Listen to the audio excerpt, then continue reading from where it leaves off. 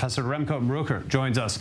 He's a professor of Korean Studies at Leiden University in the Netherlands. So thanks for your time today. Look, is a U.S. soldier, I mean, it was obviously lent to the sensationalism around the story to find out it's a U.S. soldier. Is this a special prize for Pyongyang? Where does this potentially rank in terms of, U.S.-North Korea crises of the last 2 decades? Well, I think having a serving U.S. soldier in DPRK custody on account of a mistake or a transgression that soldier made himself is certainly much better than having a tourist like they used to have in custody. So potentially this may lead to some very serious and difficult discussions with the American government. And as we've seen before, it was just featured in one of the reports, I mean, previous captives have come back and died after being released from captivity. In other words, their condition might be very rough in terms of being in the hands of the North Koreans. Is the clock ticking, essentially? Is there a sense of urgency, do you think, when it comes to dealing with this?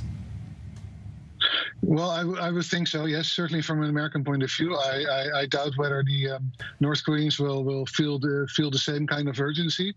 But it is well known that in North Korea, if you're interrogated, there's always physical coercion that comes with it. There's torture.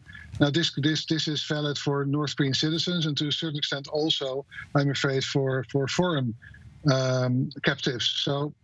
In terms of the physical safety and then the mental well-being of the captured TI, there is urgency here, definitely. Look, I think the wider situation is so relevant to this moment now. Look, it felt like, taking us back a minute, it felt like we were on the verge of war with North Korea. And I say we, the collective world, at the end of the Obama presidency. I mean, circa 2016, things were very tense. And then President Trump, he took a seemingly radical approach, meeting Kim Jong-un, in fact, but he did succeed to lower tensions. What's the status of ties now in the backdrop of this incident?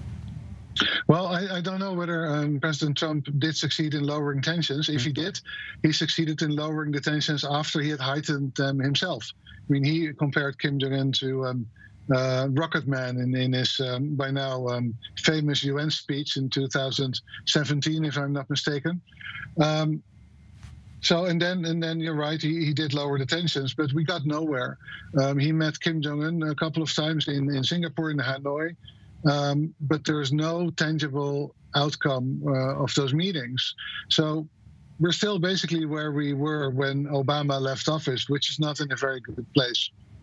Look, who really has influence on North Korea today? Is it China? How much influence does Russia have?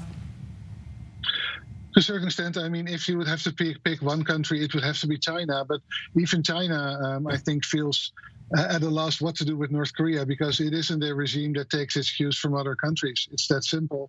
China can force North Koreans to do certain things or to don't do other things by cutting off the supply of food and other necessities. But North Korea, if it needs to, it will suffer. It will, or I should say, it will make its population suffer the consequences of the political decisions its leaders make. So I don't think we can count on any other country to step in and solve this mess.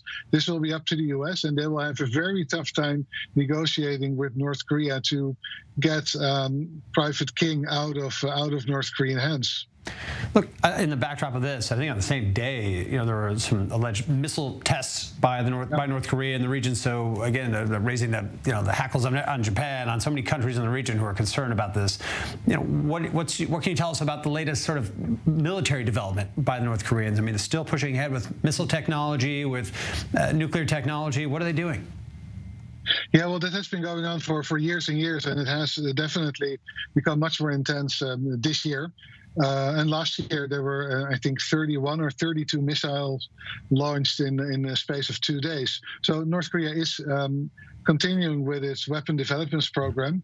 It exports those weapons, so it threatens Japan and South Korea with those weapons. So this is a real threat, and that's of course the background to what's happening here.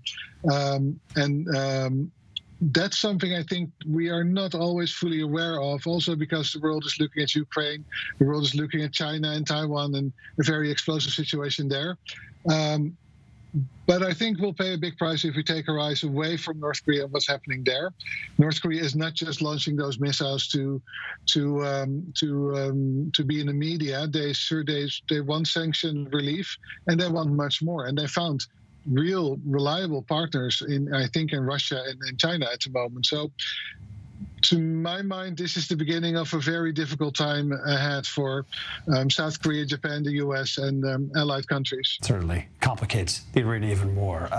Professor Remco Brugger coming to us from the Netherlands. Thanks for joining.